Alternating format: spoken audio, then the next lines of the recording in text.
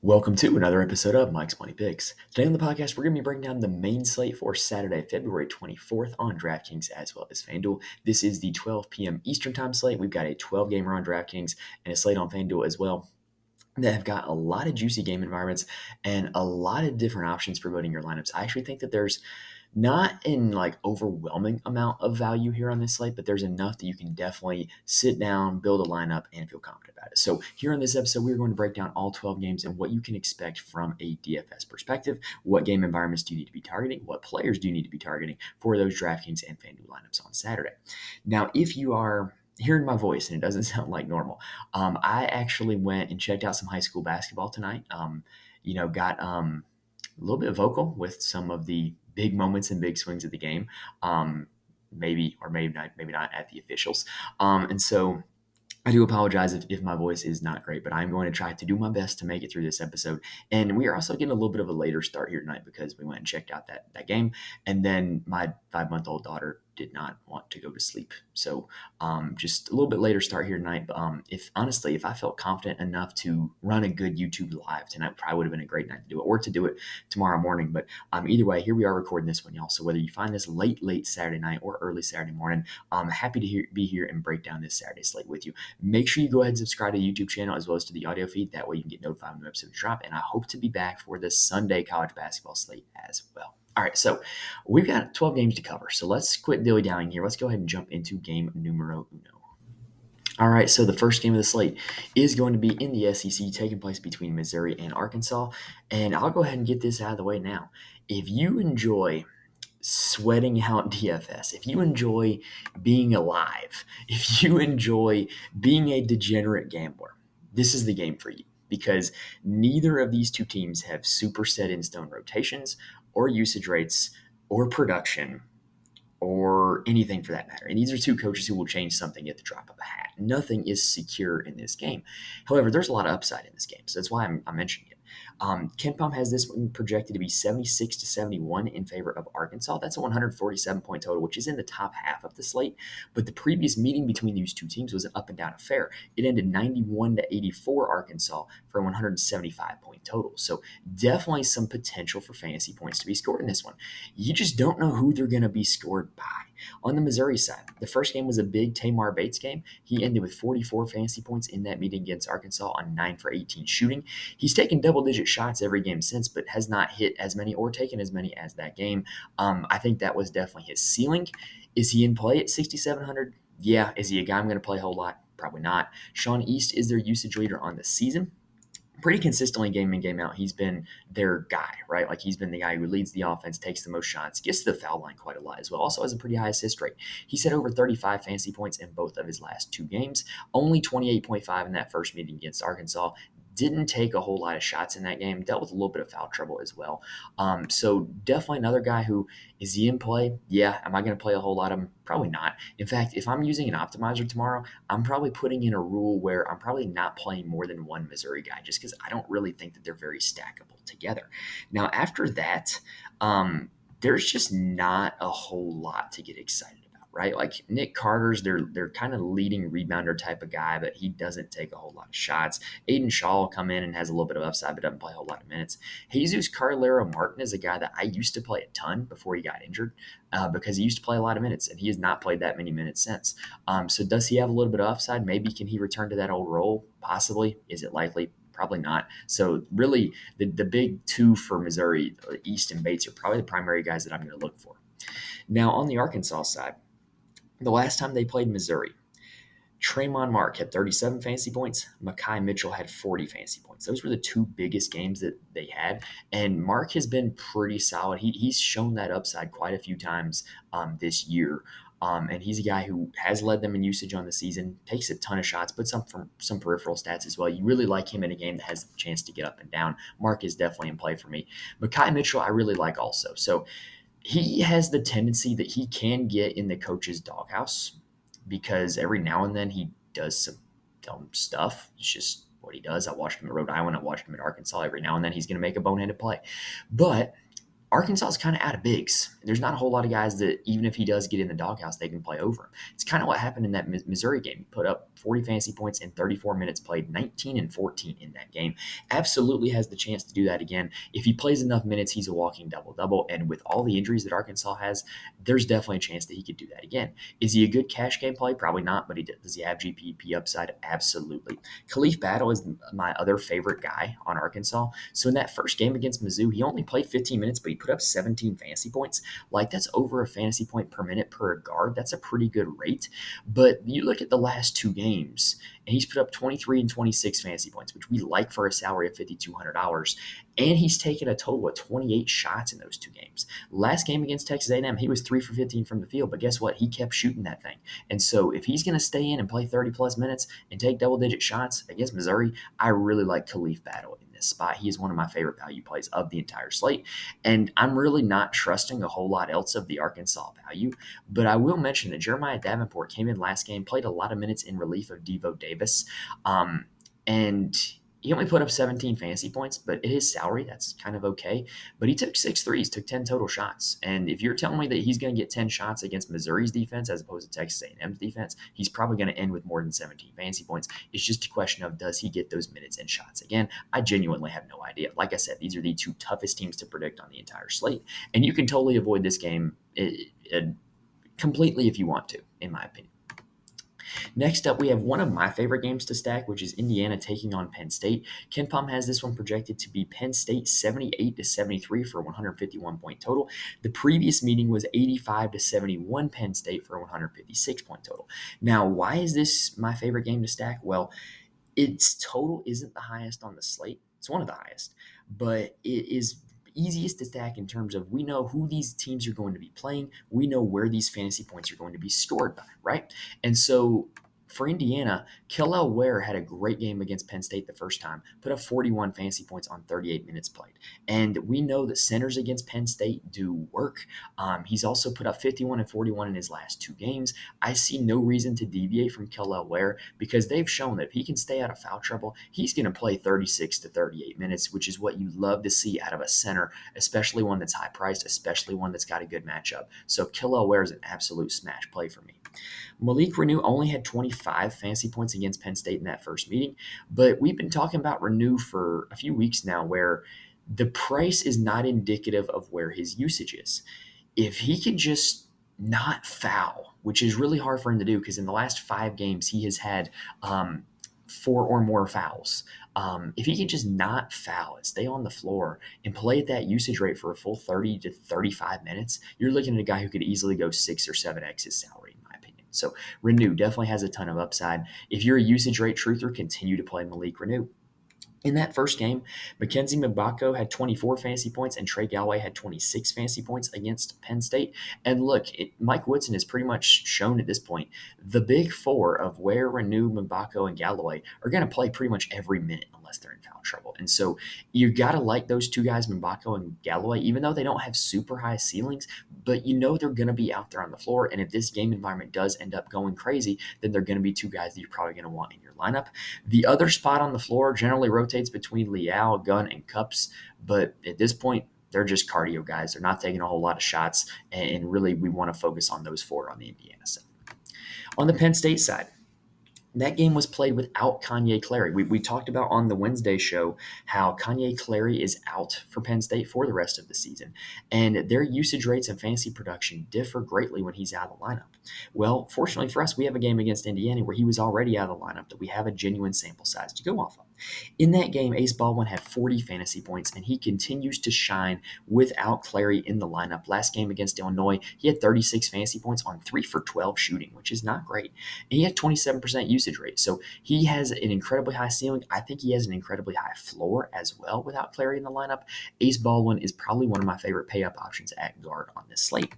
We also have a 3-game sample size now where Zach Hicks absolutely dominates without Kanye Clary in the lineup. You know, he had 30 originally against Indiana, 31 against Iowa, and then 32 against Illinois. Whenever Clary's out of the lineup, for whatever reason, it leads to a big game from Zach Hicks, so you definitely got to like him at $6,400. Kudus Wahab started off really hot against Illinois, but really didn't do much in the second half at all to only end with 24 fantasy points. But he did have 25 against Indiana the first time. He's in play, but he's not my favorite option. I would rather just pay $100 more to get Zach Hicks. Nick Kern is an interesting one because he has shown both a ceiling and a floor without Kanye Clary in the lineup. In the original game against Indiana, he played 25 minutes and had 3.5 fantasy points. It's not great. But yet last game against Illinois, he played 33 minutes, put up 36 fantasy points, and led the team in usage. So definitely a guy who has a legitimate ceiling. I think he's a solid GPP play. DeMarco Dunn and Jameel Brown have been the other two guys who have kind of gotten minutes at the off-ball guard spot without Clary. And DeMarco Dunn is not seeing the usage that we had hoped because the first two games without Clary, he was pretty good. But last game against Illinois was not as good. 21 minutes, 10 fantasy points, only a 12% usage rate. Jameel Brown got more usage than DeMarco Dunn. Jameel Brown played 18 minutes against Illinois, put up 20.5 fantasy points, and had 21 previously against Indiana in only 16 minutes played. So in terms of those Penn State value guards, I've been a DeMarco Dunn guy for about the last 3 weeks, but I really think you got to go on the side of Jameel Brown given the usage in the minutes that they showed last game. Now, if you thought that I spent a decent amount of time on those first two games, well, I did because they're solid game environments and they got a lot of information to cover. These next two are not that. We got we got Houston traveling to Waco to take on Baylor. And Houston is projected to win this game 70-67, according to KenPom, making it one of the lower totals on the slate. Jamal Shedd is Houston's guy, though, and I think he's got to be targetable in every single slate that he's on because especially in Big 12 play, especially in close games, he is going to get a ton of usage. He's been over 26% in each of the last 4 games, and because he does so much with the peripheral stats, rebounds, assists, and steals, all those categories, he has a chance to go off every time he takes the floor. And this is a game where, I definitely could see it being in his hands at the end and having a lot of opportunities to put up a lot of fantasy points. We've also seen Big succeed against Baylor, so I definitely think you can play Juwan Roberts or Javier Francis. They're not super high usage guys, but they're really good rebounders, and against a team like Baylor, that can really come in handy. And then you've got Emmanuel Sharp and LJ Cryer, who are just the wing shooters. They've had more success against teams who are more willing to let them shoot threes. I don't think Baylor is going to be that. So I'm probably not super high on those two and really concentrate my Houston efforts around Shedd, Roberts, and Francis. But you can avoid this game entirely if you want. Especially, you can avoid the Baylor side if you want because Houston is one of the worst matchups in all of college basketball at DFS.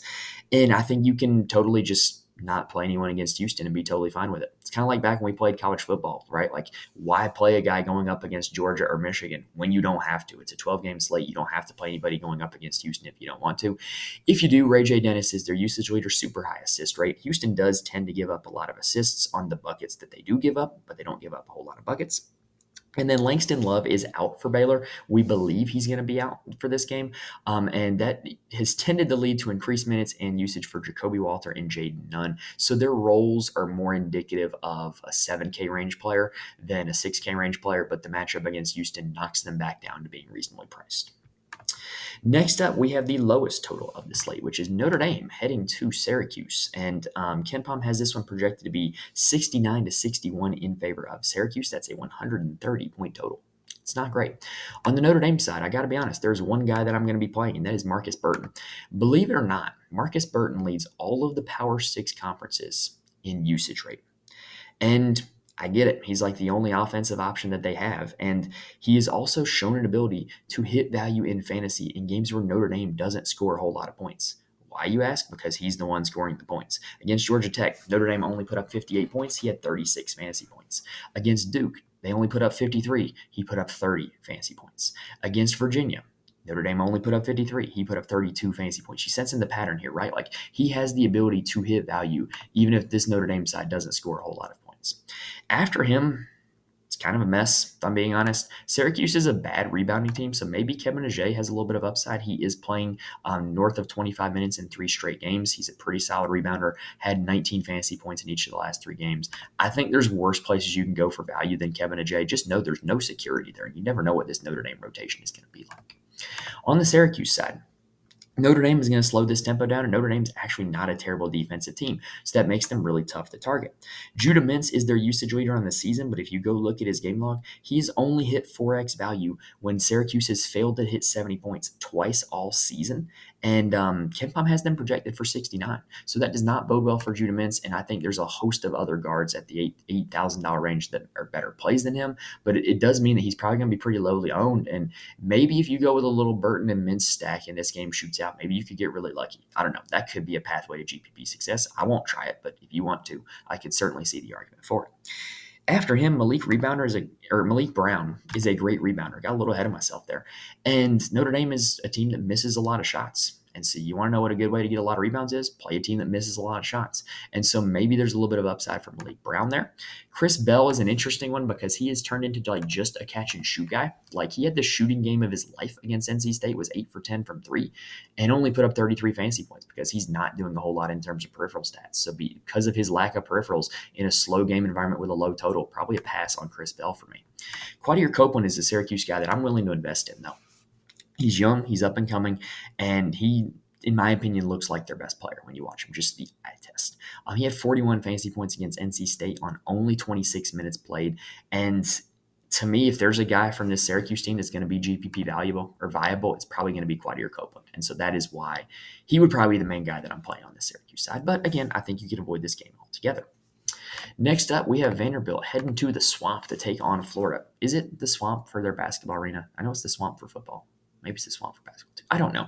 Either way, we got Vanderbilt heading to Gainesville to take on Florida. Ken Pom has this one projected to be 85 to 67 in favor of Florida. This is the most lopsided game. Actually, it is tied for the most lopsided game on the slate. No, it is not the most lopsided game on the slate. Never mind. 18-point spread is pretty high, though. So on the Vanderbilt side, lately, we've talked about all season long how they're a two-guard team of Magnon and Lawrence, and they kind of alternate big games. Well, lately, it's been Magnon who has been the better player, higher usage player, gets a lot of peripheral stats as well. He is probably more so the guy you would want to play over Tyron Lawrence. Evan Taylor moved into the starting lineup last game for Vanderbilt. And he's been a guy all season long that when he's been out there has played with a pretty solid usage rate, just hasn't always played the most minutes. And so I definitely think Evan Taylor is a guy that you can get to at $5,300. And even if this game gets ugly, even if it turns into a blowout, he might still get a lot of run because if you look at his game log, his minutes haven't really been affected by the game flow. Paul Lewis did have a breakout game last game for Vanderbilt, played 28 minutes against Georgia, 28 fantasy points in those 28 minutes. And if you're Jerry Stackhouse, if you're trying to kind of just get everything right for next year and see what you got, why not continue to give Paul Lewis more minutes? So I could definitely see an argument for playing him in DFS at a salary of only $3,800. Just know that 28 fantasy points is probably a ceiling. Don't expect that again, but you only need about 16 or 17 to feel pretty good about it. On the Florida side, well, look, they're a super hard to predict team. We've talked about them, not in terms of who's going to play the minutes, but in terms of who's going to score the fantasy points because they play a pretty deep rotation and all their guys are pretty good. All their guys have a legitimate ceiling. Now, Zion Pullen is probably the guy you want to stack the most with this Florida side because of his assist rate.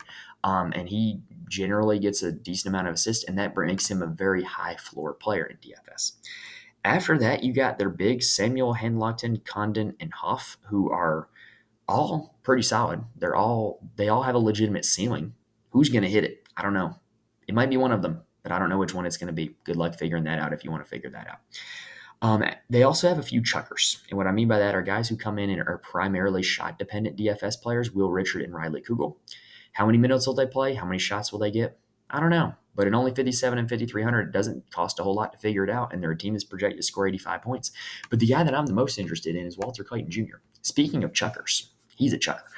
He has put up 18 and 24 shots in the last two games, put up 35 and 51 fantasy points in those two games. Now, it might feel like chasing to go after those two performances, but Vanderbilt is a super poor three-point defensive team. We just saw it when they played Georgia with Nick Thomason getting hot from behind the arc. Well, if we're going to play a poor three-point defending team, give me a guy who's going to shoot a ton of threes, and Walter Clayton Jr. took 16 last game against Alabama. So I definitely think that even if it feels a little bit like chasing to go after him after the 51 fantasy point performance, I definitely think everything in the data shapes up for Walter Clayton to have a chance to have another ceiling game against Vanderbilt. Now, the real biggest spread of the slate is West Virginia taking on Iowa State. I did the quick math in my head wrong on this one.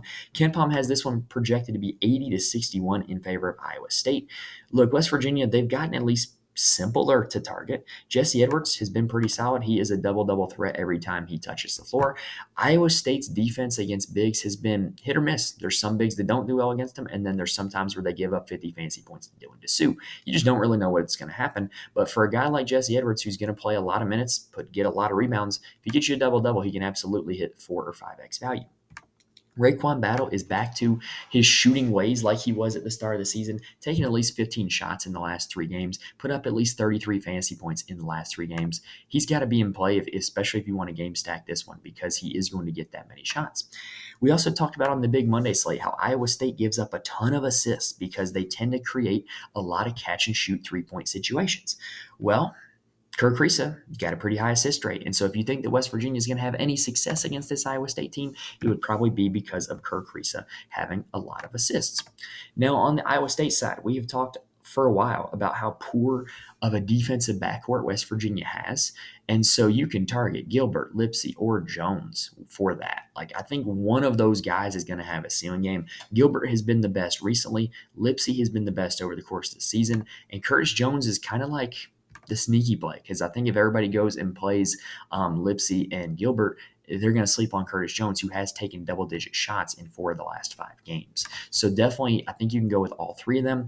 Iowa State's bigs, they play 4 of them, and Trey King is always my favorite because he has the best shot rate out of them. And so if you're going to be splitting minutes at the big position with 4 different guys, give me the guy who's going to be shooting it when he's out there. And so at only $5,400, he is a very affordable value big, in my opinion. All right, that does it for the first 6 games. So let's take a quick breather and then let's talk about the last 6. So this episode is just for the main slate on Saturday, but if you want my thoughts on the afternoon or the night or really any other slate on DraftKings or FanDuel, there are a few places where you can get that. First off, you can follow me on Twitter at Mike's Money Picks. I do tweet out all the updates for the show on there, whether or not there's going to be an episode, and I'm more than happy to answer any questions if you reach out to me on Twitter. I'm also in the Fantasy Corner Discord. The link is in the description on YouTube as well as on the audio feed. We got a lot of smart people in the Fantasy Corner Discord where we're talking lineup, strategy, plays just all day long and then sweating out together when the slate starts. And it's just a blast. If you're looking for people to bounce ideas off of or just sweat it out with, it's a great community to be a part of, and I cannot recommend it enough. I also do write a full article to my Patreon for every single college basketball DFS slate. Sometimes the Saturday night slates can get shortchanged because generally I'm exhausted by that point, and sometimes Saturdays can get busy. But pretty much every other slate, I'm going to have a full-length article where I have my core plays as well as my lineup strategy and attack strategy for each slate. I'm not going to sit here and promise that I'm just going to hand out GPP winner after GPP winner just by plugging in my guys, but I think I can give out a lot of valuable information that can help you get better at college basketball DFS, learn how to build lineups, learn how to build your own process. So anyway, also, while I'm here, if you like what we do here on the channel, please hit the like button on YouTube and please rate and review the audio. I promise that really does help me out a ton, and I really do appreciate when you guys do that. The more likes that YouTube sees a video has, the more it moves it to the front of the algorithm. So it really does help me out a lot when you guys just hit that like button. So if you like what we've done so far these first 6 games, or if you've been in the channel for a while now, just please hit that like button for me. It really does help me out a ton. All right, so game number 7 is BYU heading to the Little Apple, Manhattan, Kansas, to take on Kansas State. KenPom has this one projected to be 73 to 70 in favor of BYU. The previous meeting between these two teams was 72 to 66 in favor of BYU, pretty consistent with the total that we've seen here in this one. Now, in that first meeting for BYU, both Ali Khalifa and Fousseyni Traore were great, but splitting minutes capped their upside. And that kind of continues to be the case with these two guys.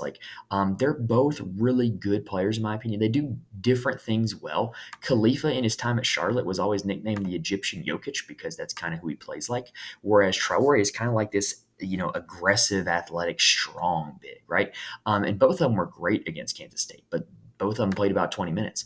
And so if you want to kind of play this roulette game and play one or both of them and just see what's going to happen, then I definitely think that's a viable strategy because Kansas State is susceptible to big men, and both of those two are pretty good. Now, I very rarely target the guards at BYU, if I'm being honest, but there might be a little bit of value to be had on this slate. Spencer Johnson is questionable. His wife apparently went into labor, and He's also like 30, so this might be like his second kid. But anyway, no, seriously, look it up. I'm pretty sure he's like my age, like 28 or 29. Um, Anyway, if he does not play, that opens up some value because Jackson Robinson as well as Richie Saunders would see boosted minutes. Cannell, Hall, and Johnson play all the minutes anyway. So Robinson and Saunders will be the beneficiaries in terms of the minutes. And Jackson Robinson has been in and out of the starting lineup, but he generally plays with a pretty high usage rate, generally takes a decent amount of shots. In that first game against Kansas State, he only put up 15 fantasy points, but like that was his low over the last 9 games. So definitely a guy that you can look into at $6,000. And if we get word that Spencer Johnson is out, I like Jackson Robinson even more. On the Kansas State side, BYU is not an enviable team to target guys against. And the good news is with Kansas State, though, is we know where the usage is coming from. It's going to be their two guards, Perry and Carter, and then their athletic wing, Arthur Kaluma. I like Kaluma the best in this spot. Against BYU, the first time he had 33 fantasy points on 7 for 13 shooting, and he led the team in shots in their Monday night game against Texas, where he put up 31 fantasy points. So Kaluma would probably be the guy that I'm going to get to on the Kansas State side. Next up, we have Boston College taking on NC State. KenPom has this one projected to be 77 to 73 in favor of the Wolfpack. Now, the previous meeting between these two teams was 84 to 78 in favor of NC State, but that game went to overtime and it was only 68 to 68 at the end of regulation, which is not the best total ever. Now, for Boston College, Quentin Post is their guy. He leads the team in usage rate on the season, and he is their best player, in my opinion. In that game against NC State, he put up 33.75 fantasy points. That's not bad, but at $8,500, we'd like a little more than that if we could get it. Recently, though, they've continued to play with him through the post, no pun intended, and he puts up a lot of peripheral stats because of how much they play through him. So I definitely think he's a solid option at $8,500, and I really think he could hit 4 or 5x at that price tag. Jaden Zachary would be the guy that I would want on a game stack or a Boston College team stack. Why? Because he has a really high assist rate and he tends to get a lot of them. When Boston College scores a lot of points, Jaden Zachary tends to have a lot of fantasy points. If you look at his game log, that bears out. So if you think that this is going to be a game worth stacking, he's a guy you got to get in there. Now, Mason Matson is the third guy I would probably target for Boston College. He has been great lately, 25 fantasy points or more in 4 straight, one of which was 38 fantasy points against Miami. And he is playing a ton of minutes now. He is taking double-digit shots, and he's going to get you some rebounds and assists as well. I just wish he was back to being in the 4K range, which he was like 2 weeks ago. But he's been great, and he could very well continue that against NC State, who just let Chris Bell of Syracuse just bomb them with wide open corner threes. So there's no reason that Mason Matson can't do the same. Claudell Harris Jr. as well as Devin McLaughlin, I think are guys that are going to get shots, but they're kind of shot dependent. And I think that they operate more as pivots off of Post and Zachary, who are probably going to be more highly owned. On the NC State side, DJ Horn has been outstanding for them recently. He has had a 29% usage rate in 3 straight games, and he's put up 38 fantasy points in those 3 straight games. That would be a salary that we'd be more than, or a fantasy point production that we'd be more than happy with at his salary. Had to think of how to word that one for a second. So he is definitely a guy that we're going to consider, especially in a game stack if we think this game's going to end up shooting out. In the first game against Boston College, Horn was good but not great, putting up 37 fantasy points. Actually, that's pretty good. 7 for 16 from the field, which is about par for the course for him. So definitely a guy that I'm willing to play, DJ Horn. DJ Burns is also always got to be in play because he plays with such a high usage rate that if he's out there on the floor enough minutes, he's going to stumble into a lot of fantasy points, and I mean that quite literally. In the first game against Boston College, he did foul out of that game, but he did put up 21 fantasy points in 37 minutes on 19 shots. We've also talked about all season long how Quentin Post is not a great defender in the post because he doesn't want to foul. And so DJ Burns could be a guy who could take advantage of that, and I definitely like the price tag at $6,200. Mohamed Diarra is another guy that I have been playing a ton of in recent weeks, but his price tag is getting a little up there now. He's now up to $6,100, but if you look at what he did against Boston College, I still want to play him. He had 18 rebounds in that game and put up 34 fantasy points. So Mohamed Diarra, now that he's in the starting lineup, like entrenched in the starting lineup, he's put up 33 fantasy points or more in 2 of the last 3. He had that big game against Boston College the first time. He checks a lot of boxes at $6,100. Next up, we have probably the biggest game of the day in the ACC, in my opinion. Duke traveling to Winston-Salem to take on Wake Forest. This could be a win that could send Wake Forest into the NCAA tournament if they were able to get it. KenPom has this game projected to be 76-75 in favor of Duke for a pretty solid total. The previous meeting between these two teams was 77-69 in favor of Duke. I think this is a pretty good game to stack, but it really would not have been the first time these two teams played. And I'll explain why. So both these teams play super short rotations, right? For Duke, their starting five is Filipowski, McCain, Mitchell, Roach, and Proctor, with Foster and Young playing sparingly off the bench. For Wake, they start Boopy Miller, Cam Hildreth, Hunter Salas, Andrew Carr, Efton Reed, with Monsanto and Fredericton playing backup for the guards and Marsh playing backup for the bigs. In the first meeting, Duke did their part for a healthy game stack. Their production was very concentrated. Kyle Filipowski had 43 fantasy points. Jared McCain had 39 fantasy points. Mark Mitchell had 37 fantasy points. Jeremy Roach had 23 fantasy points. Those are the guys that I would continue to target for Duke. That's where the usage continues to lump. And one of them is probably going to hit value in this game, if not more. Personally, I like the fact that Filipowski is a guy who has legitimate 60 fantasy point upside and sitting there at $8,100. Now, on the Wake side, why did they not do their part to make it a good game stack? Well, foul trouble is the two-word answer. Efton Reed picked up 2 early fouls in that game against Duke, which he is prone to doing, and only had 19 fantasy points in 15 minutes. If he can stay out of foul trouble, he's a great option, but I have no faith that he can stay out of foul trouble in a big that is going to attack the basket and attack it with a lot of volume. Hunter Salas is the only guy who really hit value in that first game against Duke. Played 38 minutes, took 20 shots, put up 35 fantasy points. Also, what's interesting to me is that Salas, when he goes off, tends to be uncorrelated with other guys. Like, a lot of his buckets don't have assists. And he also generally gets there by stealing rebounds and assists from other players.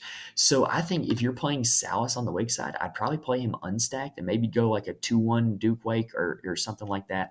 But I think that's interesting to kind of see in the game logs with Hunter Salas, that trend that's developing.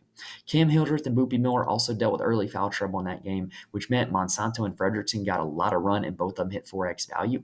If you think that's going to happen again, I think that there's a chance that both of them could do it because both of them are lights out shooters. And so if they come in, play 20 minutes, hit 4 threes, like that's going to be a pathway to decent fantasy points. Next up, we have Washington heading to Tucson to take on Arizona. KenPom has this one projected to be 90-76 in favor of Arizona, which makes Arizona the second highest scoring team on the slate. That's right, they're the second highest scoring team on the slate, and they have 90 projected points. That is wild. Anyway, on the Washington side, Keon Brooks is a very high floor option. He's going to play a ton of minutes. He's going to take a ton of shots. And in a pace-up game like this, you know there's an opportunity for a lot of fantasy points with a very solid floor for Keon Brooks. He's actually been playing more of the 3 lately, but it doesn't seem to have hurt or helped his production. He's been pretty steady. So I think he's an elite cash game play, 8,400.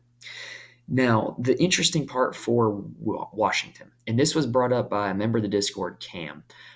Shout out to you, Cam. So Xavier Wheeler, it appeared, got yanked for shot selection against Arizona State. He still played 34 minutes in that overtime game, but he only took 8 shots, was very passive with the ball in the second half, only put up 21 fantasy points. What that allowed was a breakout game from Corin Johnson, who put up 36 fantasy points on 5 for 10 shooting. He played 35 minutes in that game, which is more than he had since pretty much the very start of the season when Xavier Wheeler was hurt. So if Wheeler is going to get benched or get yanked or have a short leash, you got to like Corin Johnson, and the upside is definitely there with Corin. He also had 45 fantasy points against Sanford about 2 weeks ago. So definitely a guy that I'm going to be considering, Corin Johnson. There's not a whole lot of safety there, but he's got a ton of upside at $6,400. Now on the Arizona side, watching them against Washington State, they look kind of dysfunctional, in my opinion. Caleb Love is the cause of the dysfunction, which if you know him from his days at North Carolina is not shocking. He's a great player, but he can shoot his team out of games. Against Washington, he was 8 for 20 from the field. Against Washington State, he was 8 for 20 from the field. Still put up 44 fantasy points, so still good from an individual fantasy scoring perspective, but I don't think they want to play games with Caleb Love taking 20 shots. Just my opinion. Umar Ballo is a guy who can score a lot of fantasy points without a whole lot of shots, though. He has 33 fantasy points in 6 straight games. I think he's also a great cash game play like Keon Brooks. I think he's a slightly better play than Keon Brooks, though, because we have seen bigs really go off against this Washington team. So Umar Ballo is definitely a guy that I'm going to be considering at 8,200. After that, a lot of the Arizona supporting pieces I'm kind of passing on because even with their super high team total, they're not very consistent. Caleb Love is the one taking all the shots, so like they're not going to have as many shots, and it's just they're expensive. I'd rather go play value play somewhere else. Kashad Johnson is probably my favorite of the bunch, though. He's probably the guy I'm most likely to play, and he will make some of my lineups.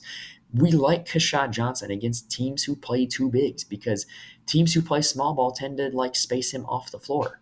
Washington is not going to do that. Washington plays two true bigs. So I definitely think there's a lot of upside for him at only $6,000 where we can see him absolutely smash that price tag going up against the weaker bigs of Washington, in my opinion. Next up, we have Iowa taking on Illinois. This is the highest total of the slate. KenPom has it projected to be 91 to 81 in favor of Illinois. Wow, that's a high total.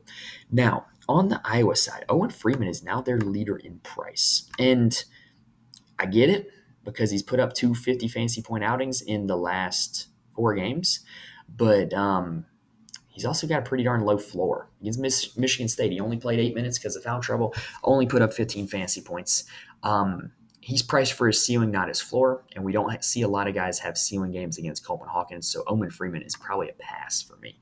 Peyton Sandford is second. We've talked about him all season long. He's kind of shot dependent, but like it's kind of been working for him, and so I think he's definitely in play. I think he can give issues to Illinois' kind of smaller guards that they're going to try to guard him with if they do go with that route.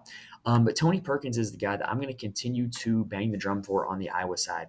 As somebody who sees the usage rate stats, like he continues to have a pretty solid usage rate game in, game out. The fantasy scoring just hasn't been there because he either hasn't been all that efficient or guys just haven't made enough shots to give him a lot of assists. So I'm definitely going to continue to be on Tony Perkins, especially in a great game environment.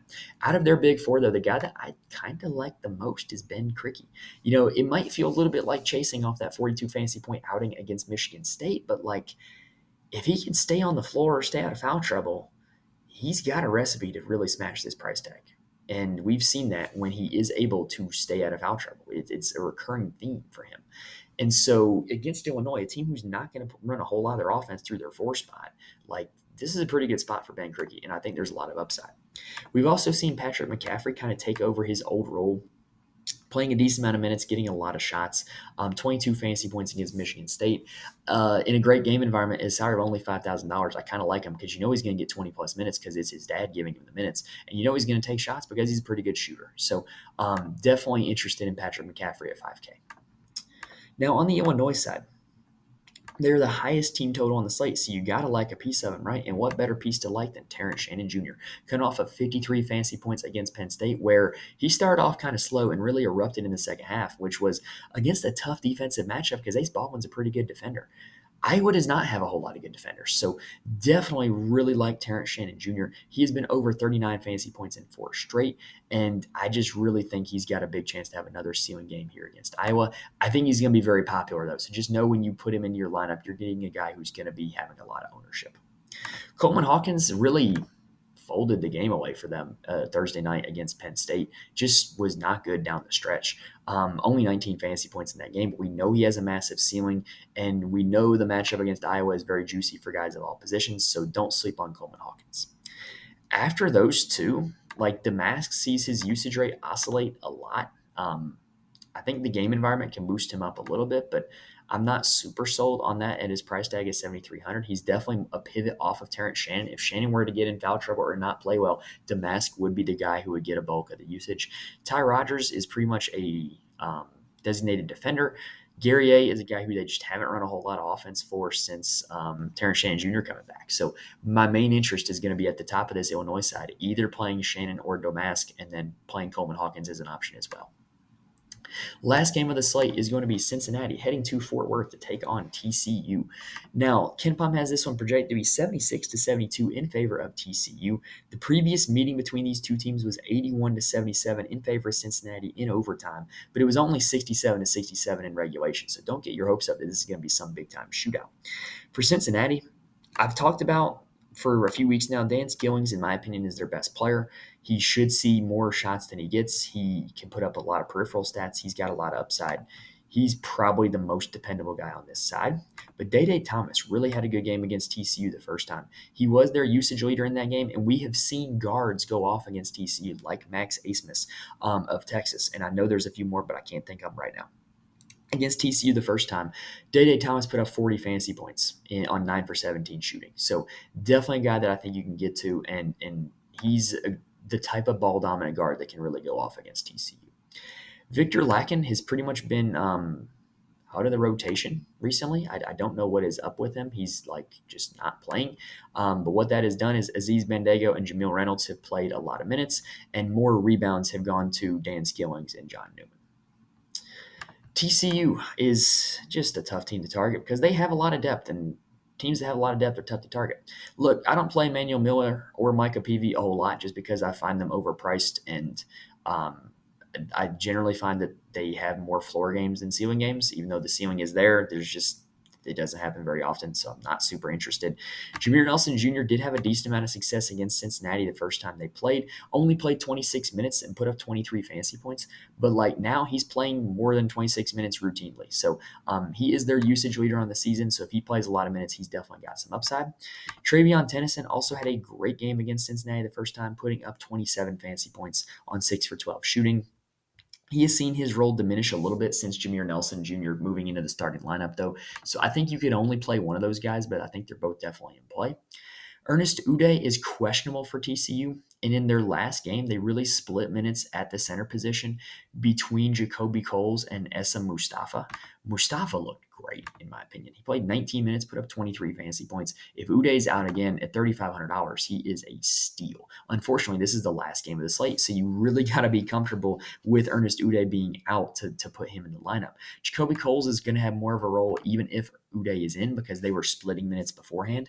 But Coles, when he's out there, plays with a big-time usage rate. Against Texas Tech, 17 minutes, 11 shots, 24 fantasy points. And we have seen the center position go off against Cincinnati. I've done this rant a few times now. Dylan Dessou, Deron Holmes, Juwan Roberts. There's a lot of bigs that have gone off against Cincinnati. The list keeps going. So definitely like those TCU guys, especially if Ernest Uday misses this game. All right, so that does it for this episode, y'all. And I think it's good timing because my voice is about out of gas. Remember, if you want my thoughts from more of this slate or any of the other slates, follow me on Twitter, join the Fantasy Corner Discord, join the Patreon so you can get those articles. And if you like what you saw in this episode, I hope you did. Hopefully I gave you guys plenty of information that can help you win some DFS contests on Saturday. If you like what you saw, please hit the like button on YouTube. Please rate and review the audio. And go ahead and subscribe to the channel on audio as well as on YouTube. That way you can be notified when new episodes drop and you can be with us through the rest of college basketball season. And hopefully we'll help you keep making you some money through the rest of college basketball season. All right, so that does it for this episode, guys. Best of luck to everybody for this Saturday main slate. I'm super intrigued for the afternoon slate as well because we got my Longhorns in action against Kansas. But we'll see how it goes. I'm definitely excited for all three of these slates tomorrow. It should be a fun day of college basketball DFS, and I'm really excited about it. Best of luck to you guys on Saturday. Thank you guys for watching and listening to this point, and I'll see you next time.